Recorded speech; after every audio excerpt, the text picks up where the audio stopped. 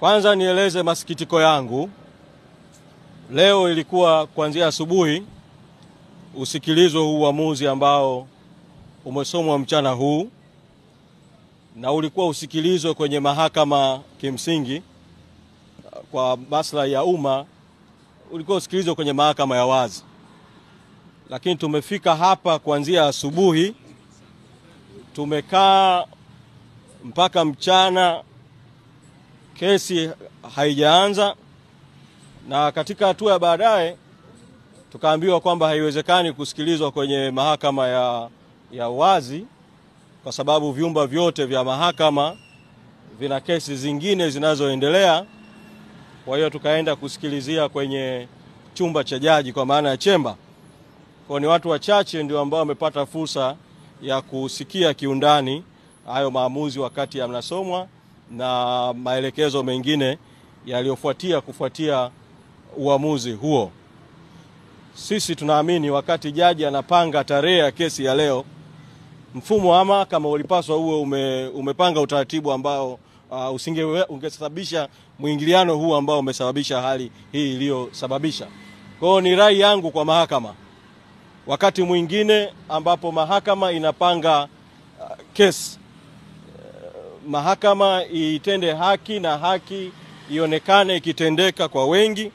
Kwa kesi hii yenye maslahi ya umma inayokihusu chama kikubwa chenye wanachama na wananchi wengi wanaokiunga mkono, kesi hii ikapangwa kusikiliza katika mahakama ya wazi. Kwa ni vyema mahakama ikatolea ufafanuzi vile vile imekuwaje kesi ambayo ilipangwa kwa tarehe mbali sana, na sisi tukalalamikia kwamba kwa nini haikupangwa tarehe mapema, lakini hapo katikati imeshindwa kuweka utaratibu ambao ungewezesha kesi hii kusikilizwa katika mahakama ya wazi. Kwa hili la kwanza nilisemea.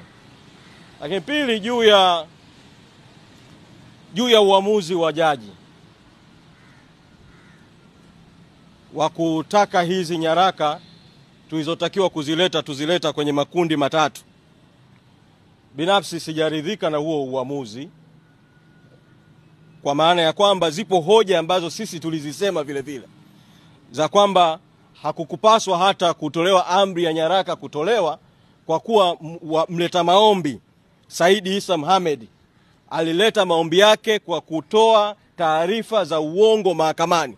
Amejiita kuwa ni kiongozi mwandamizi wa chama Zanzibar, amedai kwamba nyaraka hizi aliziomba kwa njia za kawaida akanyimwa. Hoja mbalimbali ambazo mara ya mwisho nilizisema hapa. Hoja hizi katika uamuzi ambao jaji ameusema kwetu kwa muktasari hazikutolewa kabisa maelezo ni kwa nini hakuzizingatia. Sababu tunaamini kama angezizingatia, manake hata hii amri ya kutoa hizi nyaraka katika makundi matatu, hii amri nayo isingetoka, kwa sababu maombi hayo yote ya discovery yangetupiliwa mbali. Sasa jaji amesema uamuzi wake wa kimaandishi atausambaza mchana. Nasubiri kwa hamu kuusoma kwa ukamilifu wake huo uamuzi, manake pale ametueleza kwa muktasari maamuzi juu ya hoja nyingine ambazo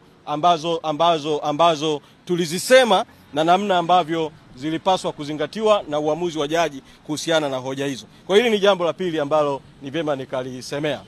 Kwa hizi nyaraka katika makundi matatu, pamoja na kuwa turidhiki na huo uamuzi wa jaji, lakini kwa sababu ni jaji amekushatoa amri na mahakama imetoa amri, tutafanya utaratibu kwa hizo siku 14 alizozisema. Kwa sababu katika hoja yetu mojawapo tulisema kwamba tuna zuio tumewekewa na mahakama tarehe 10 mwezi Juni mwaka 2025. Zuio dhidi ya katibu mkuu, zuio dhidi ya bodi ya wadhamini, zuio la kutumia ofisi, zuio la kutumia mali. Tulisema kama moja ya hoja zetu kwamba utekelezaji wa maagizo ya kuleta nyaraka utakwama kwa sababu tumezuiwa, lakini vile vile watumishi wako nyumbani ambao wangehusika na nyaraka hizo kutokana na zuio la mahakama na matendo mengine ya msajili wa vyama vya siasa. Sasa jaji tuhakikishia katika uamuzi wake kwamba pamoja na zuio la mahakama, katibu mkuu na wale watakaohusika na kuandaa hizo nyaraka ili kuzileta mahakamani hawatazuiwa na amri ya mahakama kutekeleza ile amri ya awali, kutekeleza hii amri mpya ya kuleta nyaraka. Na amekwenda mbele zaidi kwa kusema kwamba kama tutafata kikwazo chochote popote kwa yoyote, basi turudi kwake kwa mfumo wa kimahakama kuhakikisha anatoa amri mahususi. Sasa kutokana na hiyo aliyolisema jaji, tutafanya kila linalowezekana kuhakikisha kwamba ndani ya hizo siku 14 haya makundi matatu ya nyaraka ambazo ni nyaraka zilizo wazi kwa umma, taarifa ya mwaka ya ukaguzi wa mahesabu ya chama katika miaka hiyo ya 2019 mpaka 2024, taarifa ya mwaka ya mali na rasilimali za chama za mwaka 2019 2024, ni nyaraka wazi kwa umma, ziko kwa ofisi ya CAG, ziko kwa msajili wa vyama. Tutafanya utaratibu wa kuzileta, na hizo bank statement za akaunti moja tu mahususi walizoziomba za kuanzia mwaka 2021 mpaka 2024 kwa amri hii ya jaji aliyoitoa, tutafanya utaratibu wa kuwasiliana na benki inayohusika. Tunaamini benki itazingatia amri hii ya mahakama na haraka sana itaweza kutimiza hayo ambayo yameomba. Kwa hilo tutalifanya. Lakini jambo la tatu ambalo ni vyema nikalisemea ni kwamba baada ya jaji kutoa uamuzi huo wa kutoa siku 14 tulete nyaraka, upande wa pili nao ukataka upewe muda kwamba wakizipokea hizo nyaraka baada ya siku 14 watumie muda gani kuzipitia, alafu ndio mahakama ipange kusikilizwa kwa kesi. Ni masikitiko yangu, na hili nilieleze tu, kwamba upande huu wa pili ulitaka kujaribu kutumia mahakama kuchelewesha kabisa haki, kwamba wapewe siku 21 wakipewa hizi nyaraka ili wazipitie, alafu ndio turudi tena mahakamani. Kwa kukawa na mjadala kuhusu jambo hilo, na hatimaye jaji akatoa uamuzi, na jaji ametoa uamuzi wa kuipanga kesi tarehe 30 mwezi Oktoba. Sasa jambo la 4 ambalo nataka kulisema ni kwamba hii tarehe 30 mwezi wa 10 mwaka 2025 nayo ni mbali sana. Ni takribani siku 30 kutoka leo. Ni mbali sana. Uamuzi huu wa kuichelewesha haki wa mahakama kupanga tarehe ambazo zinakwamisha haki na shughuli za kisiasa za chama baada ya ile zuio la mwanzo la mahakama la tarehe 10 mwezi Juni mwaka 2025. Huu si uamuzi wa haki. Najua umeshatolewa na jaji na mwenendo wa jaji haujadiliwi, lakini kwa hili siwezi kuacha kusema wazi kwamba sisi hatukuridhika, binafsi sikuridhika na kupangwa kesi tarehe 30 mwezi Oktoba mwaka 2025. Uamuzi wa kuipanga tarehe hiyo mbele namna hiyo, pamoja na kuwa umefanywa na jaji, unathibitisha kile ambacho niliposimama mara ya kwanza kwenye ngazi hizi, nilipozungumza kuhusu kesi hii, nilisema na narudia kwamba Saidi Isa na wenzake wawili walitumika tu kama nyenzo ya kufungua kesi hapa mahakamani ili kuzuia shughuli za chama kwa hoja zisizo na msingi, ili kufanya chama kisifanye shughuli za kisiasa katika kipindi cha mwaka wa uchaguzi, na kwamba nilisema wakati ule kuwa lengo ni kukwamisha mpango wa chama wa no reforms no election, kwamba wazuie mambo haya mpaka baada ya uchaguzi mkuu, mpaka baada ya tarehe 29 Oktoba. Sasa leo kesi kupangwa kwa mwezi mmoja ujao, tarehe 30 Oktoba 2025, imedhihirisha tu ile nia ovu waliokuwa nayo wakina Saidi Isa na wenzake na washirika wao. Rai yangu mimi kwa wana Chadema na rai yangu kwa Watanzania, nilimsikia rais jana akisema maneno, na hili nisimnukuu vibaya, ni vyema nikayanukuu kama ambavyo aliyasema yeye, rais akiwa Pwani.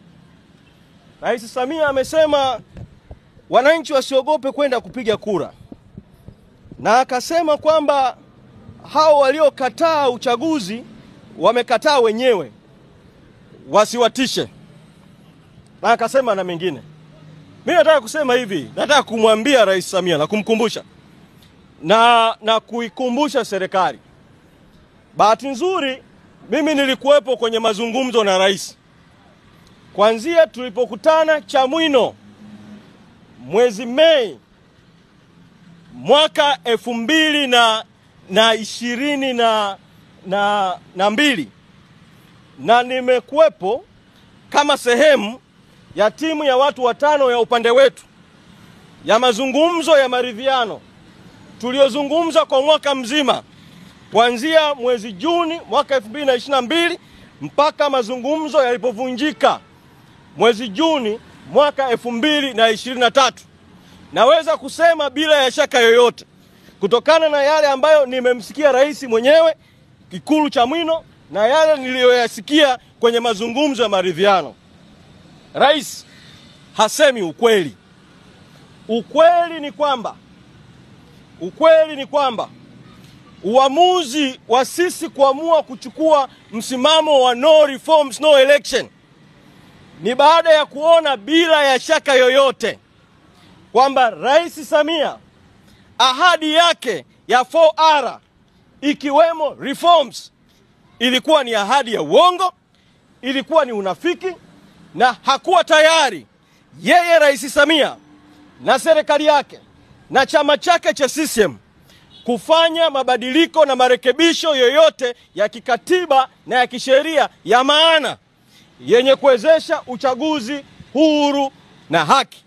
Na uamuzi wa baadaye wa tume inayojiita huru isiyokuwa huru ya kutamka kwamba Chadema hairuhusiwi kushiriki uchaguzi kwa sababu haijasaini maadili ulikuwa ni sehemu tu ya visingizio kinyume cha sheria vya kutengeneza mazingira ya kuhalalisha yale ambayo Rais Samia na serikali yake walishayapanga toka awali. Kwa hiyo anayepaswa kubeba mzigo wa lawama kwa wananchi na mzigo wa hasira kwa wananchi juu ya hiki kinachoendelea kwenye nchi yetu sasa, kinachoitwa uchaguzi lakini hakuna uchaguzi kimsingi, ni Rais Samia na chama chake na serikali yake. Na sisi Chadema msimamo wetu, na tunaendelea kuwaomba Watanzania uwe ni msimamo wa wananchi, ni kwamba no reforms, no reforms, no reforms. Asanteni sana.